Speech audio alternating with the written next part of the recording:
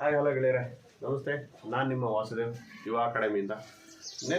ಈಗ ಕಳೆದ ವಿಡಿಯೋಸನ್ನು ನಾವು ನೋಡಿದ್ದೀವಿ. ಯಾವುದು ಕಾರ್ಪೊರೇಟ್ ಅಕೌಂಟಲ್ಲಿ ಯಾವ್ಯಾವು ಅಂತಂದರೆ ಐ ಥಿಂಕ್ ಒಂದು 3-4 ಮೆಥಡನ್ನು ಹಾಕಿದ್ದೀವಿ. ಯಾವುದು ಶೇರ್ ಬಗ್ಗೆ, ಯಾವುದು ಅಂಡರ್ ರೈಟಿಂಗ್ ಶೇರ್ ಬಗ್ಗೆ, ಆಯಿತಾ. ಅದರಲ್ಲಿ ಪಾರ್ಷಲಿಂಗ್ ಮಾಡೋದು, ಪ್ಯೂರಿಂಗ್ ಮಾಡೋದು, ಮತ್ತು ಅದರಲ್ಲಿ ಇನ್ಕ್ಲೂಡಿಂಗ್ ಫರ್ಮ್ ಅಂಡರ್ ರೈಟಿಂಗ್ ಇದ್ದರೆ ಯಾವ ಥರ ಮಾಡೋದನ್ನು ಅಂತ ತಮಗೆ ನಾನು ವಿಡಿಯೋ ಮುಖಾಂತರ ತಮಗೆ ಸಂಪೂರ್ಣವಾಗಿ ತಿಳಿಸ್ಕೊಟ್ಟಿದ್ದೀನಿ. ಸೊ ಇವತ್ತಿನ ದಿನದ ಟಾಪಿಕ್ ಯಾವುದಪ್ಪ ಅಂದರೆ ಗುಡ್ ವಿಲ್ ಅಂತಂದರೆ ಏನು. ಫಸ್ಟ್ ಅದ್ರ ಬಗ್ಗೆ ನಿಮ್ಗೊಂದು 2 ನಿಮಿಷದ ಇಂಟ್ರೊಡಕ್ಷನ್ ಕೊಡ್ತೀನಿ. ಏನು ಗುಡ್ ವಿಲ್ ಅಂತಂದರೆ, ಈಗ ನಾವು ಒಂದು ನೋಕಿಯಾ ಮೊಬೈಲ್ ಅಂತ ತೆಗೆದುಕೋತೀವಿ. ಯಾವುದು ನೋಕಿಯಾ ಮೊಬೈಲ್ ಅಂತ ತೆಗೆದುಕೋತೀವಿ. ಆ ನೋಕಿಯಾನ ಒಂದು ಹೆಸರು ಮೇಲೆ ನಾವೇನು ಮಾಡ್ತೀವಿ, ಮೊಬೈಲ್ನ ಪರ್ಚೇಸ್ ಮಾಡ್ತೀವಿ. ಅದ್ರ ಬದಲು ಮೋಟ್ರೋಲಾ ಅಂತ ಇದೆ, ಸ್ಯಾಮ್ಸಂಗ್ ಅಂತ ಇದೆ, ವಿವೋ ಅಂತ ಇದೆ, ಅಥವಾ ಇನ್ನು ಸುಮಾರು ಕಂಪನಿಯ ಮೊಬೈಲ್ಸ್ಗಳಿದ್ದಾವೆ. ಅದು ಯಾಕೆ ಆ ಮೊಬೈಲನ್ನು ನಾವು ತೆಗೆದುಕೊಳ್ಳಲ್ಲ ಅಂತಂದರೆ, ಈ ಒಂದು ಮೊಬೈಲ್ನಲ್ಲಿ ಇರ್ತಕ್ಕಂಥ ಒಂದು ಸಾಫ್ಟ್ವೇರ್ ಆಗಿರಬಹುದು, ಅದರಲ್ಲಿ ಇರ್ತಕ್ಕಂಥ ವಸ್ತುಗಳಾಗಿರ್ಬೋದು, ಲೈಕ್ ಬೋರ್ಡ್ ಆಗಿರ್ಬೋದು, ಕ್ಯಾಮರಾ ಆಗಿರ್ಬೋದು, ಸ್ಟೋರೇಜ್ ಕೆಪಾಸಿಟಿ ಆಗಿರ್ಬೋದು, ಇದೆಲ್ಲ ಸೂಪರ್ ಆಗಿರುತ್ತೆ ಅಂತ ನಾವೇನು ಮಾಡ್ತೀವಿ, ನೋಕಿಯಾ ಮೊಬೈಲನ್ನು ನಾವು ಬೈ ಮಾಡ್ತೀವಿ. ಕಾಸ್ಟಿಗೆ ನಾವು ಚಿಂತೆ ಮಾಡಲ್ಲ. ಆಯಿತು. ಈಗ ಬೈಕ್ಗಳ ವಿಚಾರಕ್ಕೆ ಹೋದರೆ ನಾವು ಹೀರೋ ಹೋಂಡಾ ಅಥವಾ ಸ್ಪ್ಲೆಂಡರ್ನ ನಾವು ಬೈ ಮಾಡ್ತೀವಿ. ಯಾಕೆ? ಹಳ್ಳಿ ಕಡೆ ವಾತಾವರಣಕ್ಕೆ ಅದು ತುಂಬ ಹೆಚ್ಚಿಗೆ ಲಗೇಜನ್ನು ತೆಗೆದುಕೊಂಡು ಕ್ಯಾರಿ ಮಾಡ್ಬೋದು. 1, ಹೊಡೆತಕ್ಕೆ ಚೆನ್ನಾಗಿ ಸಿಗುತ್ತೆ. 2, 3ನೇದಾಗಿ ಮೈಲೇಜ್ ಚೆನ್ನಾಗಿ ಕೊಡುತ್ತೆ. 4ನೇದಾಗಿ ಸರ್ವಿಸ್ ಆಗಲಿ ರಿಪೇರಿ ಬಂದ್ರೂ ಸಹ ಅದ್ರ ಕಾಸ್ಟು ಒಂದು ಮಿನಿಮಮ್ ಬಜೆಟಲ್ಲಿ ಇರುತ್ತೆ ಅಂತ ಹೇಳ್ಬಿಟ್ಟು ನಾವೇನು ಮಾಡ್ತೀವಿ, ಹೀರೋ ಹೋಂಡಾ ಮೊಬೈಲು ಅಥವಾ ಹೀರೋ ಹೋಂಡಾ ಬೈಕು ಅಥವಾ ಹೋಂಡಾ ಬೈಕನ್ನು ನಾವು ಬೈ ಮಾಡ್ತೀವಿ. ಅಲ್ಲಿ ಹೋಂಡಾ ಹೀರೋ ಹೋಂಡಾ ಅಂತಕ್ಕಂಥ ಒಂದು ಹೆಸರು ಇದೆಯಲ್ಲ, ಆ ಹೆಸರೇ ನಮಗೆ ಗುಡ್ ವಿಲ್ ಅಂತೀವಿ. ಒಳ್ಳೆಯ ಹೆಸರು. ಇಂಗ್ಲೀಷಿಗೆ ಬಂದರೆ ಗುಡ್ ವಿಲ್ ಅಂದ್ರೆ ಒಳ್ಳೆಯ ಹೆಸರು. ಅದೇ ಅಕೌಂಟ್ಸಿಗೆ ಬಂದರೆ ಸುನಾಮ ಅಂತ. ಗುಡ್ ವಿಲ್ ಅಂತಂದ್ರೇನು ಕನ್ನಡದಲ್ಲಿ? ಸುನಾಮ ಅಂತ. ಯಾವುದಕ್ಕೆ ಬಂದರೆ, ಅಕೌಂಟ್ಸಿಗೆ ಬಂದರೆ ಅದನ್ನು ನಾವು ಸುನಾಮ ಅಂತೀವಿ. ಈಗ ಆ ಚಾಪ್ಟರ್ ಬಗ್ಗೆ ನಿಮ್ಮ ಜೊತೆ ನಾನು ಡಿಸ್ಕಸ್ ಮಾಡಲಿಕ್ಕೆ ಹೊರಟಿದ್ದೇನೆ. ಮೊದಲನೇದಾಗಿ ಒಂದು ಪ್ರಾಬ್ಲಮನ್ನು ನಾವು ನೋಡ್ಕೊಂಬರೋಣಂತೆ. ಈಗ ಪ್ರಾಬ್ಲಮಲ್ಲಿ ನಾವು ಗಮನಿಸಬೇಕಾಗಿರೋದು ಏನು? ಫಸ್ಟ್ ಎಷ್ಟು ವರ್ಷ ಪರ್ಚೇಸ್ ಕೊಟ್ಟಿದ್ದೇನೆ ಅಂತಕ್ಕಂಥದ್ದನ್ನು ಓದಬೇಕು. 1. 2ನೇದಾಗಿ ಎಷ್ಟು ವರ್ಷ ಪ್ರಾಫಿಟ್ ಅನ್ನು ಕೊಟ್ಟಿದ್ದೇನೆ. ಪ್ರಾಫಿಟ್ ಅಲ್ಲಿ ಒಂದು ಟ್ರಿಕ್ಸ್ ಇದೆ, ನೋಡ್ಕೊಳ್ಳಿ. ಇಲ್ಲಿಂದ ಅಲ್ಲಿಗೆ ಫಸ್ಟ್ನೇ ವರ್ಷ 1,20,000, 2ನೇ ವರ್ಷ 1,40,000, 2ನೇ ವರ್ಷ ಎಷ್ಟು? 1,40,000, 3ನೇ ವರ್ಷ ಎಷ್ಟು? 1,30,000, 4ನೇ ವರ್ಷ ಎಷ್ಟು? 1,50,000. ಸೊ ಇಷ್ಟು ಆಯಿತು. ಈ 3-4 ಟೈಪಿನ ಒಂದು ಪ್ರಾಫಿಟ್ ಅನ್ನ ನಾವು ನೋಡ್ದು. ಸೊ ಈ 4 ಪ್ರಾಫಿಟ್ ಅಲ್ಲಿ ನಮ್ಗೇನಾಯ್ತು, ಇಲ್ಲಿಂದ ಇಲ್ಲಿಗೆ 2ನೇ ವರ್ಷಕ್ಕೆ ರೈಸ್ ಆಯ್ತು, 3ನೇ ವರ್ಷ ಬಿತ್ತು, 4ನೇ ವರ್ಷ ರೈಸ್ ಆಯ್ತು. ಈ ರೈಸ್ ಆಗಿ ಅಪ್ ಅಂಡ್ ಡೌನ್ ಏನಾದರೂ ಆಗಿದ್ರೆ ಅದನ್ನ ನಾವು ಯಾವ ರೀತಿ ಮಾಡಬೇಕು, ಅಪ್ ಅಂಡ್ ಡೌನ್ ಆಗಲಿಲ್ಲ ಅಂದ್ರೆ ಯಾವ ರೀತಿ ಮಾಡಬೇಕು ಅನ್ನೋದು ಮುಂದಿನ ವಿಡಿಯೋಗಳಲ್ಲಿ ತಿಳಿಸ್ಕೊಡ್ತೀನಿ. ಅಪ್ ಅಂಡ್ ಡೌನ್ ಆಗಿದ್ರೆ ಹೆಂಗ್ ಮಾಡಬೇಕು ಅನ್ನೋದನ್ನ ಈಗ ನಾವು ನೋಡ್ತಾ ಹೋಗೋಣಂತೆ. ಈಗ ಫಿಕ್ಸ್ಡ್ ಅಸೆಟ್ ಎಷ್ಟಿದೆ ಅದನ್ನ ನೋಡ್ಬೇಕಾಗಿರುತ್ತೆ. ಫಿಕ್ಸ್ಡ್ ಅಸೆಟ್ ಅಂದ್ರೆ ನಿಮಗೆ ಗೊತ್ತಿರುತ್ತೆ, land and building, plant and machinery, furnitures, premises, motor car, motor vehicle, ಇವನ್ನೆಲ್ಲ ನಾವು ಫಿಕ್ಸ್ಡ್ ಅಸೆಟ್ ಅಂತೀವಿ. ಫಿಕ್ಸ್ಡ್ ಅಸೆಟ್ ಅಂದ್ರೆ ಯಾವುದೇ ಒಂದು ಅಸೆಟ್ ಲಾಂಗ್ ಟರ್ಮ್ ನಮಗೆ ಯೂಸಬಲ್ ಆಗಿರಬೇಕು. 6 month after then 6 month. Okay. Current asset 80,000. Current asset ಅಂತಂದ್ರೆ ನಮಗೆ cash in hand, cash at bank, sundry debtors, closing stock, bills receivable, ಆಯ್ತಾ.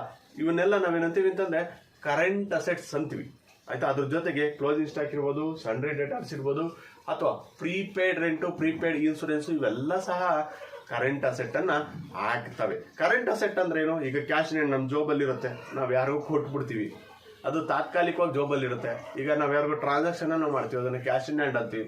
ಕ್ಯಾಶ್ ಅಟ್ ಬ್ಯಾಂಕ್ ಅಂದ್ರೆ ನಮ್ಮ ದುಡ್ಡು ನಮ್ಮ ಹೆಸರಲ್ಲಿ ಬ್ಯಾಂಕ್ನವ್ರ ಹತ್ರ ಇರುತ್ತೆ. ಯಾರ ಹತ್ರ ಇರುತ್ತೆ? ಸಂಬಂಧಪಟ್ಟ SBI ಬ್ಯಾಂಕ್ ಆಗಿರ್ಬೋದು ಅಥವಾ ಕೆನರಾ ಬ್ಯಾಂಕ್ ಆಗಿರ್ಬೋದು, ವಾಟ್ ಎವರ್ ಯಾವ್ದಾದ್ರು ಒಂದು ಬ್ಯಾಂಕ್ ಆಗಿರ್ಬೋದು, ಅವರ ಒಂದು ಅಕೌಂಟ್ ಒಂದು ಸುಬರ್ದಲ್ಲಿ, ಅವರ ಒಂದು ಅಂಡರ್ ರೈಟಿಂಗ್ ಅಲ್ಲಿ ನಮ್ಮ ಒಂದು ಅಮೌಂಟು ನಮ್ಮ ಹೆಸರಲ್ಲಿ ಅವ್ರ ಹತ್ರ ಇರುತ್ತೆ. ಅದನ್ನು ಕ್ಯಾಶ್ ಇನ್ ಹ್ಯಾಂಡ್ ಅಂತೀವಿ. ಕ್ಯಾಶ್ ಅಟ್ ಬ್ಯಾಂಕ್ ಅಂತ. ಸನ್ರಿ ಡೆಟಾರ್ಸ್ ಅಂತಂದ್ರೆ ನಮಗೆ ಇವತ್ತಿನ ದಿನನಿತ್ಯದ ಖರ್ಚಿಗೆ ಅಥವಾ ನಮ್ಮ ಒಂದು ಟ್ರಾನ್ಸಾಕ್ಷನ್ಸ್ಗೆ ನಾವೊಂದು ಬಿಗ್ ಅಮೌಂಟ್, ಒಂದು ಸ್ಮಾಲ್ ಅಮೌಂಟ್, ಬಿಗ್ ಅಮೌಂಟ್ ಒಂದು ಕಡೆ ಶೇರ್ ಮಾಡಿ ಇಟ್ಟಿರ್ತೀವಿ, ಒಂದ್ ಕಡೆ ಅದನ್ನ ಸೆಕ್ಯೂರ್ ಮಾಡಿ ಇಟ್ಟಿರ್ತೀವಿ, ರಿಸರ್ವ್ ಮಾಡಿ ಇಟ್ಟಿರ್ತೀವಿ. ಅದ್ರಲ್ಲಿ ಏನ್ ಮಾಡ್ತೀವಿ, ಯಾರಿಗೋ ಒಂದು 5,000 ಕೊಟ್ಟು, ನನ್ನ ಫ್ರೆಂಡಿಗೆ ಕೊಟ್ಟೆ, ನನ್ನ ಫ್ರೆಂಡ್ ಯಾರು ರಾಜು, ನನಗೆ ಕೊಟ್ಟೆ. ಆತ ಕೈ ಸಿದ್ದಲ್ಲೇ ಕಣ್ಮರೆ ಆಗಿ ಹೋದ. 5,000 ಕೊಟ್ಟಿದ್ದೆ, ನನ್ನ ಹತ್ರ 50,000 ಐತೆ, ಅದ್ರಲ್ಲಿ 5,000 ಅವನಿಗೆ ಕೊಟ್ಟೆ, ಅವ್ನು ಕಣ್ಮರೆ ಆಗೋದ, ಬ್ಯಾಡ್ ಡೆಟ್. ಒಳ್ಳೆ ವ್ಯಕ್ತಿ ಸಿಕ್ಕಿದ್ರು ಕೊಡ್ತಾನೆ, ಸಿಗೋವ್ರಿಗೂ ಬ್ಯಾಡ್ ಡೆಟ್. ಇನ್ನೊಬ್ಬನಿಗೆ 3,000 ಕೊಟ್ಟೆ, ಅವ್ನು ನನ್ನ ಜೊತೆನೇ ಇದ್ದಾನೆ, ನಾಳೆ ಎಲ್ಲ ನಾಡಿದ್ದು ಕೊಡ್ತೀನಿ ಅಂತ ಹೇಳ್ತಲೇ ಇರ್ತಾನೆ. ಒಳ್ಳೆ ವ್ಯಕ್ತಿ, ದುಡ್ಡಿದ್ರೆ ಕೊಡ್ತಾನೆ, ದುಡ್ಡು ಬಂದ ಕೊಡ್ತಾನೆ. ಅಲ್ಲಿವರೆಗೂ ಅವನು ಯಾವತ್ತು ಕೊಡ್ತಾನೆ ಅಂತ ಗೊತ್ತಿಲ್ಲ. ಅದು ಅನುಮಾನಾಸ್ಪದ ಸಾಲ, ಡೌಟ್ಫುಲ್ ಡೇಟ್ಸ್ ಅಂತೀವಿ. ಅದನ್ನ ಅವನು ನಮ್ಮ ಫ್ರೆಂಡ್ ಇನ್ನೊಬ್ಬ ಕೊಡ್ತಕ್ಕಂಥ 3,000 ಆಯಿತು. ಈಗ ನೆಕ್ಸ್ಟು ಅದ್ರ ಬಗ್ಗೆ ಕರೆಂಟ್ ಅಸೆಟ್ ಬಗ್ಗೆ ಹೇಳಿದೆ, ಫಿಕ್ಸ್ಡ್ ಅಸೆಟ್ ಬಗ್ಗೆ ಹೇಳಿದೆ. ನೆಕ್ಸ್ಟ್ ನೋಡೋಣಂತೆ ನಾರ್ಮಲ್ ರೇಟ್ ಆಫ್ ರಿಟರ್ನ್ ಎಷ್ಟು % ಅಂತ ನೋಡ್ಕೊಬೇಕು. ಆಯ್ತಾ? ನೆಕ್ಸ್ಟ್ ಅದಾದ್ಮೇಲೆ ಯಾವುದಾದ್ರೂ ಎಕ್ಸ್ಪೆನ್ಸಸ್ ಕೊಟ್ಟಿದ್ದಾನ, managerial expenses, something that expense ಕೊಟ್ಟಿದ್ದಾನ ನೋಡ್ಕೊಬೇಕು. ಆಯ್ತು. ಈಗ ನಾವು ಇಷ್ಟು ಸಹ ಕ್ವಶನ್ ಅಲ್ಲಿ ನಾವು ಗಮನಿಸಬೇಕಾದಂಥವು 1 2 3 4 5 6 7 ಪಾಯಿಂಟ್ಸ್ನ ನಾವು ಗಮನಿಸಬೇಕು. ಏನೇನು ಗಮನಿಸಬೇಕು ಅಂತ ಹೇಳಿದೀನಿ? ಪರ್ಚೇಸು ಎಷ್ಟು ವರ್ಷ ಪ್ರಾಫಿಟ್ ಕೊಟ್ಟಿದ್ದಾನೆ, ಫಿಕ್ಸ್ಡ್ ಅಸೆಟ್ ಎಷ್ಟು, ಕರೆಂಟ್ ಅಸೆಟ್ ಎಷ್ಟು, ಮತ್ತೆ ಲಯಬಿಲಿಟಿ ಎಷ್ಟು, current liability, normal rate of return ಎಷ್ಟು, ಮ್ಯಾನೇಜರಲ್ ಎಕ್ಸ್ಪೆನ್ಸಸ್ ಇಷ್ಟು ನೋಡಿದ್ವಿ. ಆಯ್ತಾ? ಈಗ ಫಸ್ಟ್ ಪಾಯಿಂಟ್ ಅಡ್ಜಸ್ಟೆಡ್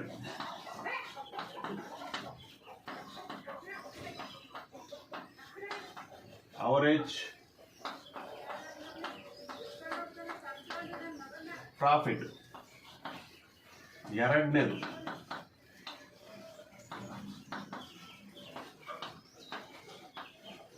ಅವರೇಜ್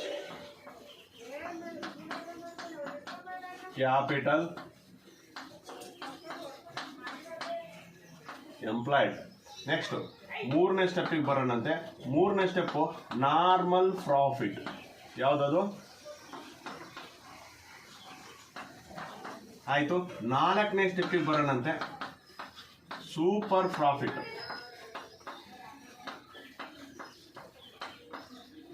ಐದನೇ ಸ್ಟೆಪ್ಪಿಗೆ ಬರೋಣಂತೆ ವ್ಯಾಲ್ಯೂ ಆಫ್ ಗುಡ್ ವಿಲ್. ಇವಿಷ್ಟು ಸ್ಟೆಪ್ಪನ್ನು ನಾವು ಲೆಕ್ಕದಲ್ಲಿ ನೋಡ್ತಾ ಹೋಗ್ತೀವಿ. ಇದು 12 ಮಾರ್ಕ್ಸ್ಗೆ ಇದ್ದೇ ಇರುತ್ತೆ, ಇರಲೇಬೇಕು ಈ ಪ್ರಾಬ್ಲಮ್. ಆಯ್ತಾ? ತುಂಬ ಈಸಿ ಈ ಚಾಪ್ಟ್ರು, ಏನಂತ ಕಷ್ಟಕರವಾದಂಥದ್ದಲ್ವೇ ಅಲ್ಲ ಈ ಚಾಪ್ಟ್ರು. ಆಯಿತು, ಮುಂದೆ ನೋಡೋಣಂತೆ. ಈಗ ನಾವು ಕೊಟ್ಟಿರ್ತಕ್ಕಂಥ ಸ್ಟೆಪ್ಸ್ಗಳನ್ನ ಉಪಯೋಗಿಸ್ಕೊಂಡು ಈ ಪ್ರಾಬ್ಲಮನ್ನು ಯಾವ ಥರ ಸಾಲ್ವ್ ಮಾಡೋದನ್ನು ತೋರಿಸ್ಕೊಡ್ತೀನಿ ನೋಡಿ. ಸ್ಟೆಪ್ ನಂಬರ್ 1 ಯಾವುದಿತ್ತು ನಮಗೆ? Adjusted average profit.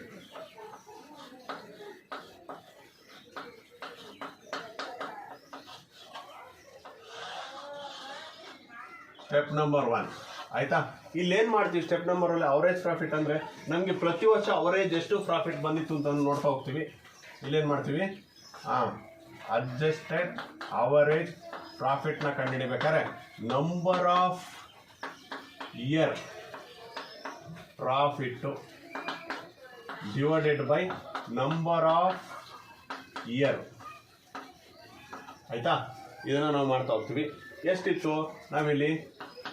1,20,000 plus 1,40,000 plus 1,30,000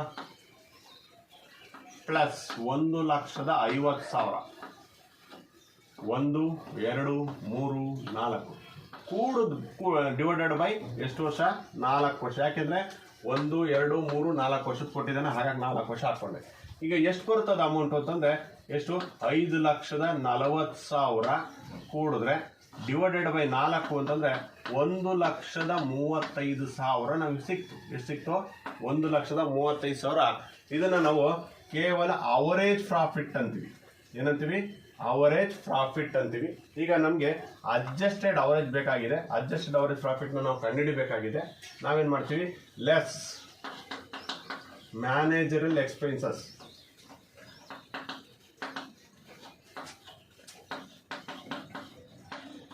managerial expenses ನಮ್ಗೆ ಎಷ್ಟು ಕೊಟ್ಟಿದ್ದ?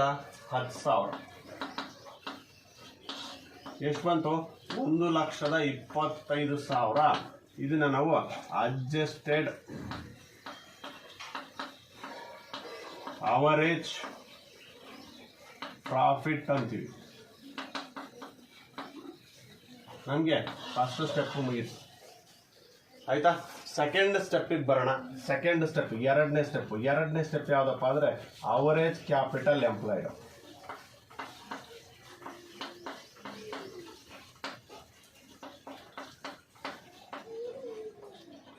ಅವರೇಜ್ ಕ್ಯಾಪಿಟಲ್ ಎಂಪ್ಲಾಯ್ಡ್ ಅಲ್ಲಿ ನಾವೇನು ತಗೊಂತೀವಿ ಅಂತಂದ್ರೆ ನೋಡ್ಕೊಳ್ಳಿ. ಇಲ್ಲಿ ಫಿಕ್ಸ್ಡ್ ಅಸೆಟ್ ಎಷ್ಟೈತೆ ತಗೋತೀವಿ. ಕರೆಂಟ್ ಅಸೆಟ್ ತಗೋತೀವಿ. ಫಿಕ್ಸ್ಡ್ ಅಸೆಟ್ ಎಷ್ಟಿತ್ತು? 8 ಲಕ್ಷ.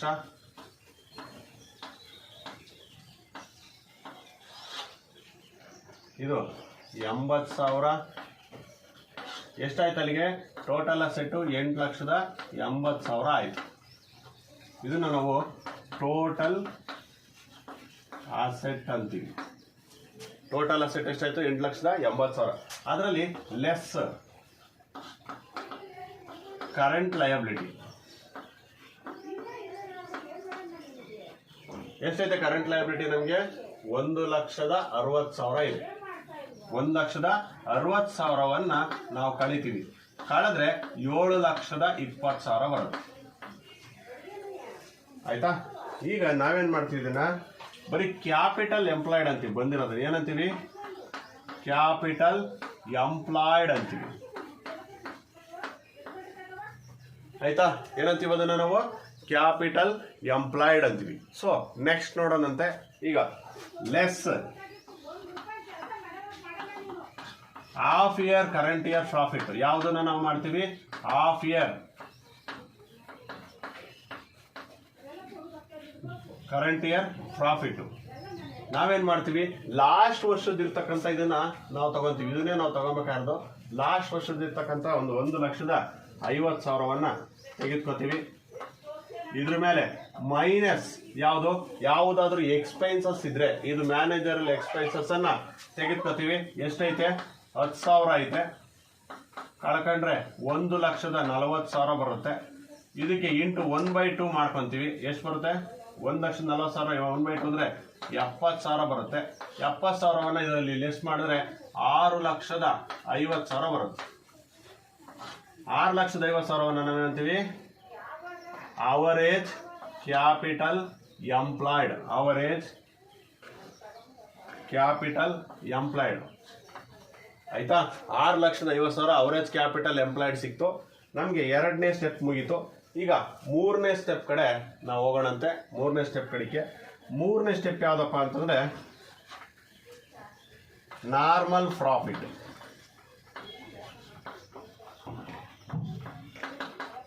ನಾರ್ಮಲ್ ಪ್ರಾಫಿಟ್ ಅಲ್ಲಿ ನಾವ್ ಎಂತ ಮಾಡ್ತೀವಿ ಅಂತಂದ್ರೆ ಇಲ್ಲಿ ಅವರೇಜ್ ಕ್ಯಾಪಿಟಲ್ ಎಂಪ್ಲಾಯ್ಡ್ ಎಷ್ಟಿತ್ತು? ಅವರೇಜ್ ಕ್ಯಾಪಿಟಲ್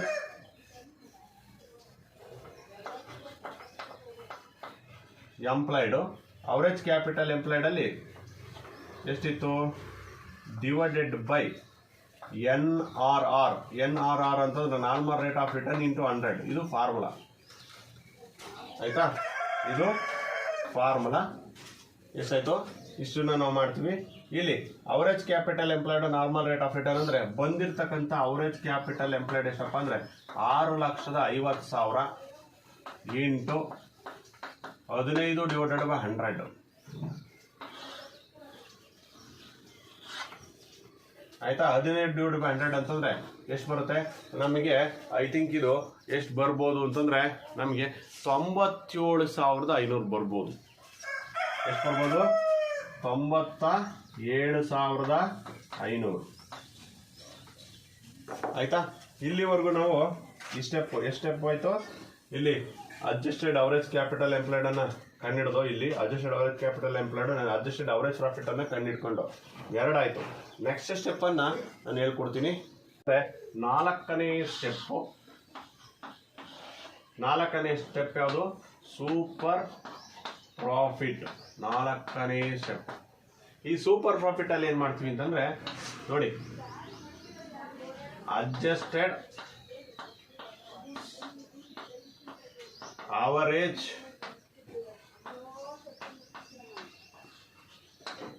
ಪ್ರಾಫಿಟ್ ಮೈನಸ್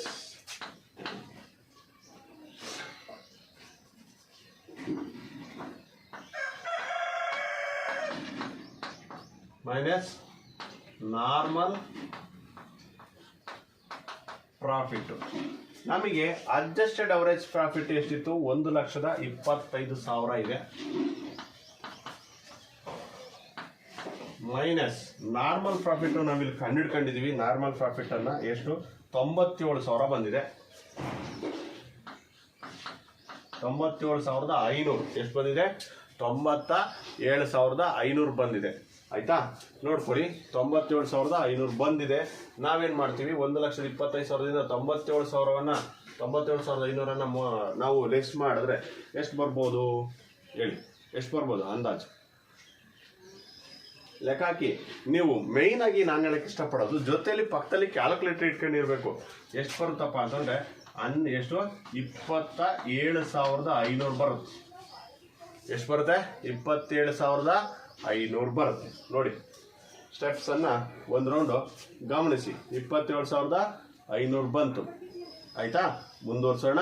ಆಯಿತು, 4ನೇ ಸ್ಟೆಪ್ ಆಯಿತು. 5ನೇ ಸ್ಟೆಪ್ಪಿಗೆ ಹೋಗೋಣ. 5ನೇ ಸ್ಟೆಪ್ ಯಾವುದು? Value of goodwill. ಯಾವುದು? Value of goodwill. ಇಲ್ಲಿ ನಾವೇನು ಮಾಡ್ತೀವಿ ಅಂತಂದರೆ ಸೂಪರ್ ಪ್ರಾಫಿಟ್. ಯಾವುದು?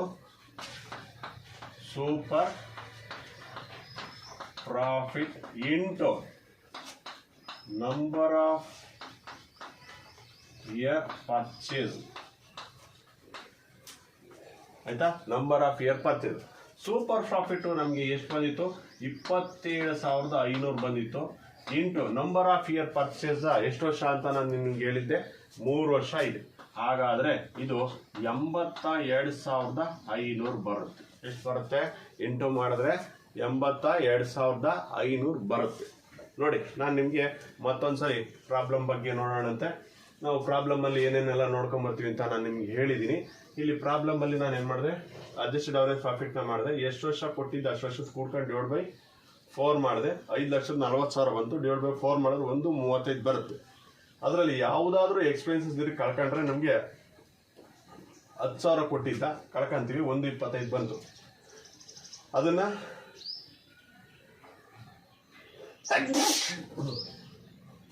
ಅಡ್ಜಸ್ಟೆಡ್ ಅವರೇಜ್ ಪ್ರಾಫಿಟ್ ಅಂತ ಅಂತೀನಿ. ಆಮೇಲೆ ಅವರೇಜ್ ಕ್ಯಾಪಿಟಲ್ ಎಂಪ್ಲಾಯ್ಡ್ ಎಷ್ಟಿತ್ತು? ಅವರೇಜ್ ಕ್ಯಾಪಿಟಲ್ ಎಂಪ್ಲಾಯ್ಡ್ ಕಂಡುಹಿಡಬೇಕು. ಫಿಕ್ಸ್ಡ್ ಅಸೆಟ್ ಮತ್ತು ಕರೆಂಟ್ ಅಸೆಟ್ ಅನ್ನು ಕೊಟ್ಕೊಂತೀನಿ. 8,80,000 ಆಗುತ್ತೆ. ಅದರಲ್ಲಿ ಕರೆಂಟ್ ಲಯಬಿಲಿಟಿ ಕಳಿತೀನಿ. 1.60 ಇತ್ತು, ಕಳೆದಾಗ ನಮಗೆ ಬರೋದು 7,20,000. ನನಗೆ ಇಲ್ಲಿ ಮಾಡಲಿಕ್ಕೆ ಜಾಗ ಸಾಕಾಗಿಲ್ಲ, ಹಂಗಾಗಿ ಸ್ವಲ್ಪ ಅಳಿಸಿದ್ದೀನಿ. ಅದನ್ನು ತಾವು ಗಮನಿಸಬೇಕು. ಸ್ಟಾರ್ಟಿಂಗಿಂದ ನೋಡಿದ್ರೆ ಅರ್ಥ ಆಗುತ್ತೆ. 7,20,000 ಬಂತು. ಅದನ್ನು ಅವರೇಜ್ ಕ್ಯಾಪಿಟಲ್ ಎಂಪ್ಲಾಯ್ಡ್ ಅಂತೀನಿ ಕಳ್ಕೊಂಡಾಗ. ಇನ್ನು less half year current year profit ಅನ್ನು ಕಳಿಬೇಕಾದ್ರೆ ಇಲ್ಲಿ ನಮ್ಗೆ ಏನು ಮಾಡ್ಕೊಂತೀವಿ? ಲಾಸ್ಟ್ ವರ್ಷದ ಪ್ರಾಫಿಟ್ ಅನ್ನು ತೆಗೆದುಕೋತೀವಿ. ಅದರಲ್ಲಿ ಮ್ಯಾನೇಜರಲ್ಲಿ ಎಕ್ಸ್ಪೆನ್ಸಸ್ ಇರುತ್ತೆ 10,000. ಅದು ಯಾವುದೇ ಒಂದು ಖರ್ಚು ಇರೋದನ್ನು ಕಳ್ಕೊತೀವಿ. 140 ಬರುತ್ತೆ. 140 × 1/2 ಅಂದರೆ 70,000 ಬರುತ್ತೆ. ಇದರಲ್ಲಿ 7,20,000ರಲ್ಲಿ 70 ಕಳೆದ್ರೆ 650. 650 ಅವರೇಜ್ ಕ್ಯಾಪಿಟಲ್ ಎಂಪ್ಲಾಯ್ಡ್ ಅಂತೀನಿ. ಬಂತು ನಮಗೆ ಅವರೇಜ್ ಕ್ಯಾಪಿಟಲ್ ಎಂಪ್ಲಾಯ್ಡ್ ಅನ್ನ ನಾನು ಕಂಡುಹಿಡ್ಕೊಂಡೆ. ನೆಕ್ಸ್ಟ್ ನಾರ್ಮಲ್ ಪ್ರಾಫಿಟಿಗೆ ಹೋದೆ. ನಾರ್ಮಲ್ ಪ್ರಾಫಿಟಲ್ಲಿ ಏನು ಮಾಡ್ತೀನಿ? 6,50,000 ಅವರೇಜ್ ಕ್ಯಾಪಿಟಲ್ ಎಂಪ್ಲಾಯ್ಡ್ ಅನ್ನು ತೆಗೆದುಕೊತೀನಿ. ಇಲ್ಲಿ ಸೂತ್ರ ಬರ್ತೀನಿ. Average capital employed /NRR, normal rate of return into 100 ಅಂತ ಸೂತ್ರ ಬರ್ದಿದ್ದೀನಿ. ನಾರ್ಮಲ್ ರೇಟ್ ಆಫ್ ರಿಟರ್ನ್ ಎಷ್ಟು? 15% ಹೇಳಿರ್ತಾನೆ. 15% / 100 ಮಾಡಿದಾಗ 97 ಬರುತ್ತೆ. ಎಷ್ಟು ಬರುತ್ತೆ? 97. ಈಗ ನಾನು ನಾರ್ಮಲ್ ಪ್ರಾಫಿಟ್ ಎಷ್ಟಿತ್ತು? 97 ಇತ್ತು. ಅಡ್ಜಸ್ಟೆಡ್ ಅವರೇಜ್ ಪ್ರಾಫಿಟ್ ಎಷ್ಟಿತ್ತು? 1,25,000 ಇತ್ತು. ಇಲ್ಲಿ ಬರ್ತೀನಿ. ಇಲ್ಲಿ ಸೂಪರ್ ಪ್ರಾಫಿಟ್ ಕಂಡುಹಿಡಬೇಕು. Adjusted average profit minus normal profit. Adjusted average profit 1,25,000 ಐತೆ. ಮೈನಸ್ ನಾರ್ಮಲ್ ಪ್ರಾಫಿಟ್ 97 ಐತೆ. ನಾರ್ಮಲ್ ಪ್ರಾಫಿಟ್ ಕಮ್ಮಿ ಇದ್ದಾಗ ನಮಗೆ ಬರೋದು ಪ್ಲಸ್ ಅಮೌಂಟ್. ಇದನ್ನು ಗುಡ್ ವಿಲ್ ಅಂತೀವಿ. ಇದೇನಾರ ಅಕಸ್ಮಾತ್ ನಾರ್ಮಲ್ ಪ್ರಾಫಿಟ್ ಜಾಸ್ತಿ ಇದ್ದು ಅಡ್ಜಸ್ಟೆಡ್ ಅವರೇಜ್ ಪ್ರಾಫಿಟ್ ಕಮ್ಮಿ ಇದ್ರೆ ಬರೋದು ನಮಗೆ ಮೈನಸ್ ಅಮೌಂಟ್ ಬರುತ್ತೆ. ನೆಕ್ಸ್ಟ್ ಗುಡ್ ವಿಲ್ ಆಗಲಿ ನೆಕ್ಸ್ಟ್ ಸ್ಟೆಪ್ ಆಗಲಿ ಮಾಡೋ ಹಾಗಿಲ್ಲ. ಮೈನಸ್ ಅಮೌಂಟ್ ಬಂದರೆ, ಮೈನಸ್ ಅಮೌಂಟ್ ಬರಲಿಲ್ಲ ಅಂತಂದರೆ ನಾವು ನೆಕ್ಸ್ಟ್ ಸ್ಟೆಪ್ಪಿಗೆ ಬರಬೇಕು. ಇದು ಪ್ಲಸ್ ಅಮೌಂಟ್ ಆಗುತ್ತೆ. Super profit into number of year purchase. Super profit ನಮ್ಗೆ 27 ಬಂದಿತ್ತು. ಇಂಟು 3 ವರ್ಷ. ಎಷ್ಟು ವರ್ಷ ಪರ್ಚೇಸು? 3 ವರ್ಷ ಪರ್ಚೇಸು. ಇಂಟು ಮಾಡಿದ್ರೆ 82 ಬರುತ್ತೆ. ಇಷ್ಟು ಇರ್ತಕ್ಕಂಥ ಒಂದು ನಮ್ಮ ವ್ಯಾಲ್ಯೂ ಆಫ್ ಗುಡ್ ವಿಲ್ಲಿನ 12 ಮಾರ್ಕ್ಸಿನ ಒಂದು ಪ್ರಾಬ್ಲಮ್ಸು. ಸೊ ನಿಮಗೆ ಸ್ಟೆಪ್ಸನ್ನು ನಾನು ಇಲ್ಲಿ ಬರೆದಿದ್ದೆ. ಸ್ಟಾರ್ಟಿಂಗಿಂದ ನೋಡ್ತಾ ಹೋಗ್ತಾರೆ, ಆ ಸ್ಟೆಪ್ಸ್ಗಳು ಸಿಗ್ತವೆ. ಆ ಸ್ಟೆಪ್ಸ್ಗಳನ್ನು ಗಟ್ ಮಾಡಿ ಲೆಕ್ಕಕ್ಕೆ ನೀವು ಕೂಲಂಕುಷವಾಗಿ ಮನಸ್ಸನ್ನು ಶಾಂತಿ ರೀತಿಯಲ್ಲಿ ಇಟ್ಕೊಂಡು ಯಾವುದೇ ಚಿಂತೆ ಆಗಿರಲಿ, ಯಾವುದೇ ಯೋಚನೆ ಆಗಿರಲಿ, ಮತ್ತು ಯಾವುದೇ ಒಂದು ಪರಿಸ್ಥಿತಿ ಆಗಿರಲಿ ಯಾವುದನ್ನು ತಲೆಯಲ್ಲಿ ಇಟ್ಕೊಂಡ್ರೆ ಕರೆಕ್ಟಾಗಿ ನನ್ನ ಜೊತೆ 20 ನಿಮಿಷ ಸ್ಪೆಂಡ್ ಮಾಡಿದ್ದೆ ಆದರೆ ಈ ಲೆಕ್ಕ ತಮಗೆ ಸಂಪೂರ್ಣವಾಗಿ ಅರ್ಥ ಆಗುತ್ತೆ. ಥ್ಯಾಂಕ್ ಯು ಎಲ್ಲರಿಗೂ. One and all thank you. ಜೈ ಕರ್ನಾಟಕ ಮಾತೆ.